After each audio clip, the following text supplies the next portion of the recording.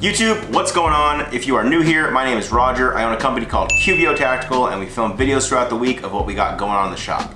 If you're not new here, you might remember a few weeks back when we were hanging out at Ventura Munitions and I was picking up some packages. One of those packages I told you I would show you later, and that video has come. I got one other thing. It's in this box right here. That one I'm not going to show you yet because we'll actually end up doing a full review on it. It is a gun, I'll tell you that much, but you'll see it down the road. So the rifle that was in that box is actually the Blue Line AR-15 patrol rifle from Radical Firearms.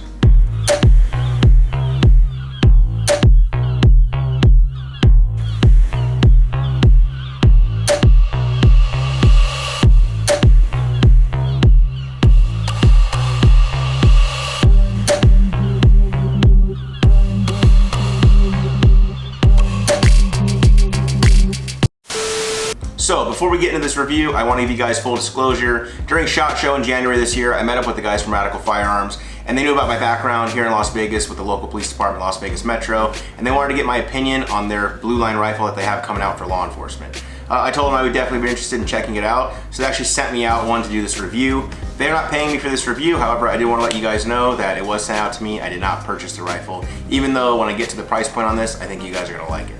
So for those of you who've seen my reviews before, you guys know that typically my reviews are pretty short, sweet, to the point.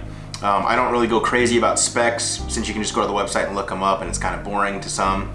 However, with this video, since they're kind of catering to law enforcement, I know that most departments out there require a certain minimum of specifications on their rifles to be on their approved list, so I do want to list a few of those.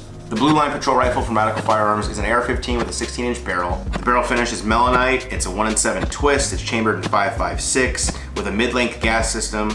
The rifle will come with an A2 flash hider. However, the one sent to me for review actually came with their muzzle brake that's designed for competition. That's a $40 upgrade if you choose to go that route, but I do want to note that. Both the upper and lower receivers are forged 7075 T6 aluminum that has Type 3 hard anodizing. It will come with a thin 15-inch free float M-LOK rail. The fire control group and trigger are all mil-spec standards. It will come with an H1 heavy buffer and B5 Systems furniture to include their enhanced SOP mod stock. And lastly, some Magpul M-Bus flip-up sights. So to do this review, I reached out to my buddy Derek. You guys have seen him in previous vlogs, and we hit the range yesterday. My buddy Derek shoots a lot of photography, and while he is a gun enthusiast, he doesn't get a lot of time to go out to the range. So I decided to take the opportunity to kind of do a little bit of training with him in addition to doing the review. So I got him behind the rifle as well. With that being said, we actually ran about almost 800 rounds through this gun. I'm happy to report I only had one malfunction, which was a double feed, so that was most likely caused by the magazine I was using. I did add a few things to the rifle before hitting the range. Those included the basic things that I put on most of my rifles, such as a weapon light, different sights, an optic, and some type of either vertical grip, angled grip. I threw on a Magpul vertical forend, the ScalarWorks Peak iron sights, and then a Aimpoint T2 with the ScalarWorks Leap mount. I also threw on a contour padded sling from Lunar Concepts.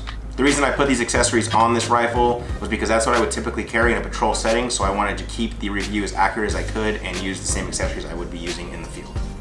Now with all of those accessories, the total weight of the rifle comes in at about 9 pounds. Now to give you some perspective on this, I took my American Defense Manufacturing 10.5 inch and threw it on the scale suppressed and unsuppressed. Suppressed, that weighed 10 pounds, unsuppressed, 8.6 pounds. So in comparing the two, a 16-inch versus a 10.5 inch, I think the weight's pretty awesome considering that it's a difference of 9 versus 8.6. So now we all know that I love my triggers, my Geissele triggers. Most departments aren't gonna let you have an enhanced trigger. Some are opening up to the ideas, as long as you're purchasing from manufacturers, being okay with it on an approved list type thing.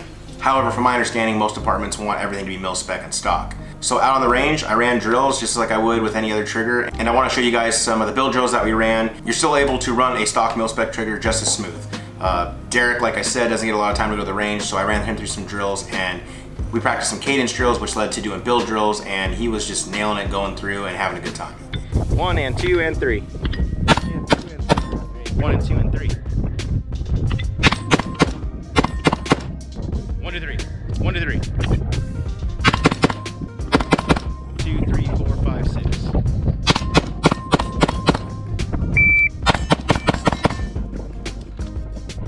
149. 111. 108.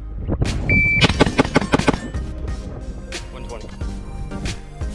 All right, so I want to talk about a few of the things that I would add / change about the gun and some things you might want to consider. When I got the rifle, I immediately noticed the oversized bolt release, which I was excited about. I'm thinking, okay, they're gonna have other enhanced controls. They didn't. There wasn't an ambidextrous charging handle, there wasn't an ambidextrous safety selector, and there was not an enhanced trigger guard. So those are things that I immediately would change about the rifle. However, those aren't that expensive. So those are some of the things you might want to consider picking up. An enhanced trigger guard for Magpul will run you about 10 bucks on Amazon. An ambidextrous charging handle, $25, $30. And then an ambi safety selector, also $25, $30. I know some of you might be saying, oh, I don't need the ambi controls. However, for me, it definitely helps, especially when you have to do like double feed clearances, which is the one malfunction I did get. I demonstrate that here for you so you can see the differences in the methods of being able to clear a double feed when you have ambidextrous controls versus not having them.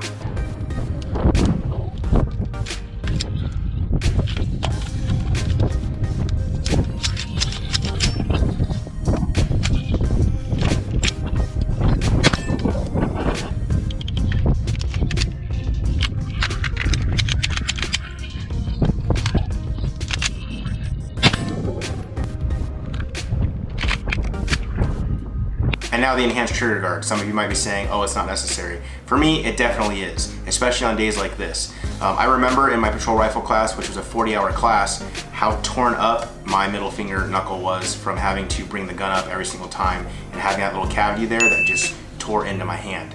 You'll see here in this video, this was after our range session and how my finger was already just blistered up. And while I understand for some people, they might just say, oh, I just deal with it or I wear gloves, etc. You're not always gonna have the option to, and for being only $10, I think it's worth the investment to get small components to add to your rifle like this. I think that the most that we do with our rifles is train, so why not make them the most usable in training? That way it translates over into real life when you're gonna have to use it. So yeah guys, those are the few things that I would change about the Blue Line rifle. Those are things over my years of experience of using AR-15s that I've come to change on every single one of them when I get them. From my law enforcement career and the years of shooting, I've learned that in most classes you end up doing ambidextrous drills or shooting from left side or right side barricade. So those ambi controls really do become helpful. All right guys, so that is my initial review of the Blue Line patrol rifle from Radical Firearms. 2 thumbs up for sure. If I was back on patrol, I would definitely pick this rifle up. I think it has a big advantage with the price point and the specs that come with it out of the box. I think there's minimal things that need to be added to get it up to the level that I would like a rifle to be. And when I bring up price point again, I want you to note that on this rifle they sent me, I threw on my own ScalarWorks Peak fixed sights, their Elite mount, and an Aimpoint T2. So you're talking almost $1,200 in optics, sights, and mounts versus the rifle alone being $680. So I really want to express that because it shows how good the price point is for that entry-level officer that's getting into the rifle game. I met with some of my buddies from my old department for lunch and talked about this rifle, and they were really impressed with all of the features that it comes with and the price point. Because for most cops, they have a family, they have other obligations financially that keep them from purchasing, you know, $1,600 to $2,000 rifles that exist out there on the market. Again guys, thank you for checking out the review. I appreciate it. Let me know what you think down below in the comments. I want to give a shout out to Radical Firearms. I appreciate you guys sending me this rifle to do a review on. I had a blast with it. My buddy Derek really enjoyed it. I think you guys really have something going, and I look forward to seeing what you guys bring in the future. Thanks guys, I'll see you in the next one.